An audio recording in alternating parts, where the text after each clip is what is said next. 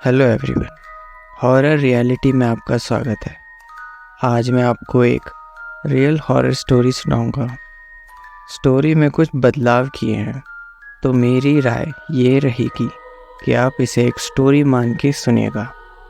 तो चलिए अपनी कुर्सी की पेटियां बांध लीजिएगा, जानेंगे एक रियल हॉरर स्टोरी। ऐसा कहा जाता है कि अगर आप किसी काम को शिद्दत से करते हो तो वो कभी ना कभी अचीव हो ही जाती है। तो ऐसे ही एक लड़का था जिसका नाम था रामनाथ। रामनाथ एक फौजी था। उसकी अभी हाल ही में शादी हुई थी। रामनाथ बहुत खुश था अपनी लाइफ से। उसकी बीवी रानी बहुत प्यार करती थी रामनाथ से। कुछ सालों बाद उनके बच्चे हुए। 3 बड़ी बेटियां और एक लड़का था। बड़ी बेटी का नाम किशोरी, फिर रानू, फिर प्रिया और लास्ट में आकाश। किशोरी और प्रिया पढ़ाई में काफ़ी तेज थे, और अगर हम बात करें प्रिया और आकाश, वो स्पोर्ट्स में काफ़ी अच्छे थे।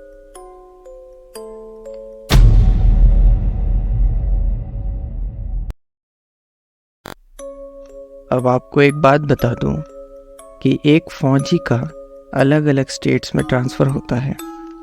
स्टेट्स में कैंपस होते हैं जिसमें ड्यूटी करनी होती है, और फैमिली के रहने के लिए कैंपस के क्वार्टर्स होते हैं जहां फैमिली रहती है। तो ऐसे ही एक दिन रामनाथ का ट्रांसफ़र होता है राजस्थान के एक कैंपस में।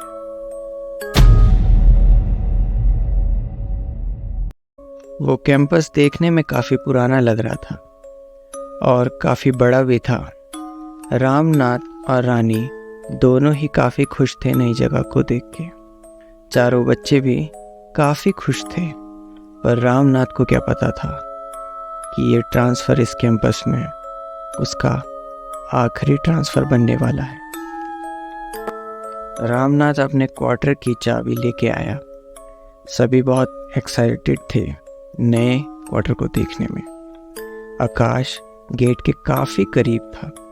रामनाथ जब ताला खोल रहा था तो आकाश को अचानक से ऐसा लगा कि दरवाजे के अंदर से किसी औरत की आवाज़ आई, और उस आवाज़ में उसका नाम था।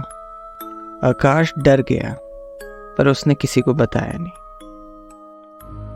रामनाथ ने गेट खोला। सभी अंदर पहुंचे कि अचानक से पूरी फैमिली को घुटन होने लगी। पूरी फैमिली को ऐसा लगा कि उनके साथ और भी कोई है। फिर अचानक से पूरी फैमिली को लाइफ के ट्रॉमास याद आने लगे।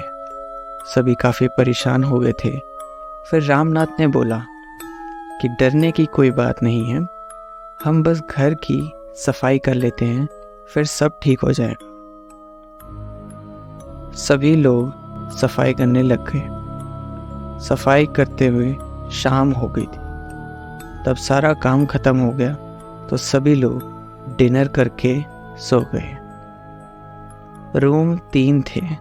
रामनाथ और रानी एक रूम में थे, और किशोरी और रानू एक रूम में, और प्रिया और आकाश एक रूम में सो गए।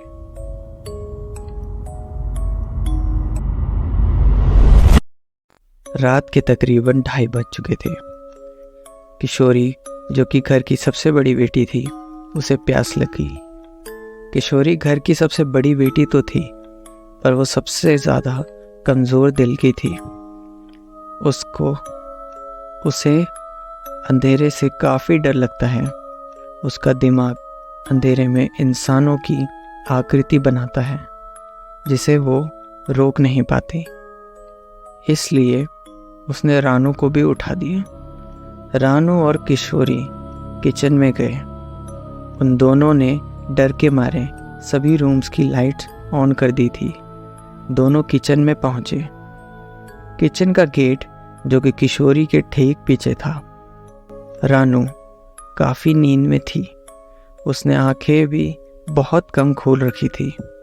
किशोरी ने पानी पिया और जैसे ही वो पीछे मुड़ी तो उसके हाथ से ग्लास गिर गया और वो बस खड़ी रह गई।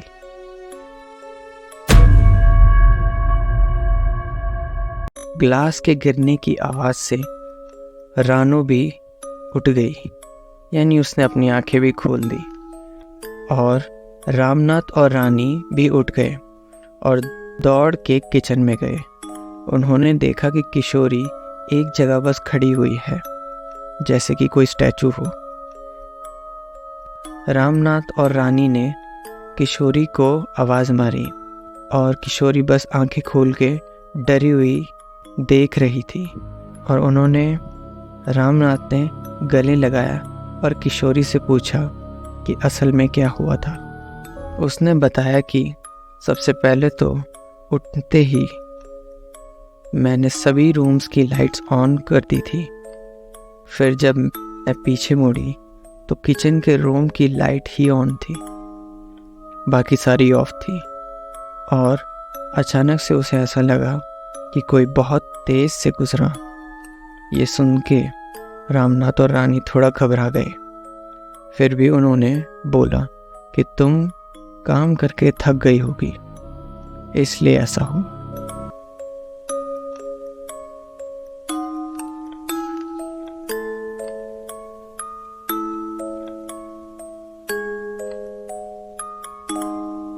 ऐसे ही किशोरी की माँ रानी बच्चों के स्कूल जाने के बाद उसे ऐसा महसूस होता था कि घर पे मेरे अलावा भी कोई और है।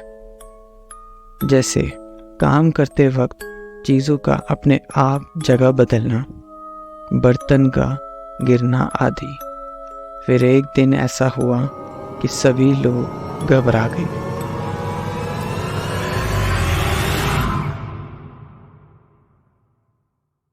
चारों बच्चे टीवी देख रहे थे।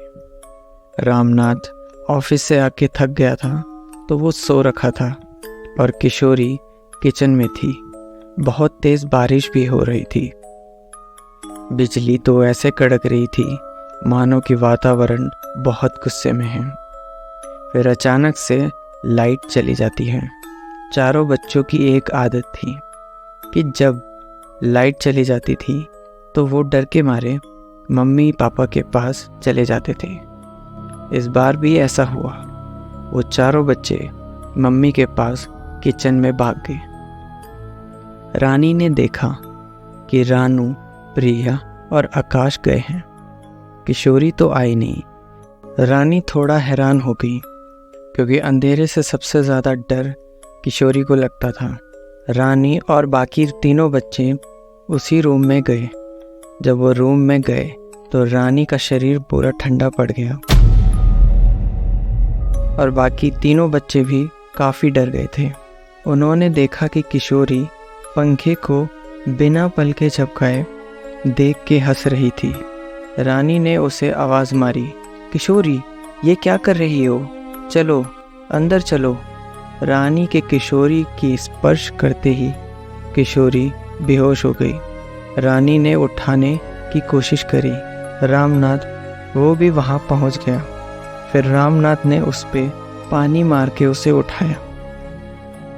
रानी ने रामनाथ को सब बताया कि किशोरी कितना अजीब बिहेव कर रही थी। रामनाथ ने जैसे ही ये सब बातें सुनी तो वो घबरा गया। रानी ने रामनाथ से पूछा, क्या हुआ तुम्हें? तुम इतने डरे हुए क्यों लग रहे हो? रामनाथ ने कहा, अरे कुछ भी तो नहीं, वो किशोरी थक गई होगी तो वो वहीं सो गई। ऐसा बोल के वो चला गया क्योंकि उसे पता था कि असल में बात तो कुछ और ही है। तो दोस्तों ये थी रियल हॉरर स्टोरी का पहला पार्ट। दूसरा पार्ट नेक्स्ट वीडियो में आएगा। आपसे विनती है कि चैनल को लाइक, शेयर, सब्सक्राइब करके सपोर्ट कीजिए। आपसे जल्दी मुलाकात होगी अगली वीडियो में। तब तक के लिए check your bed before sleeping. Thank you.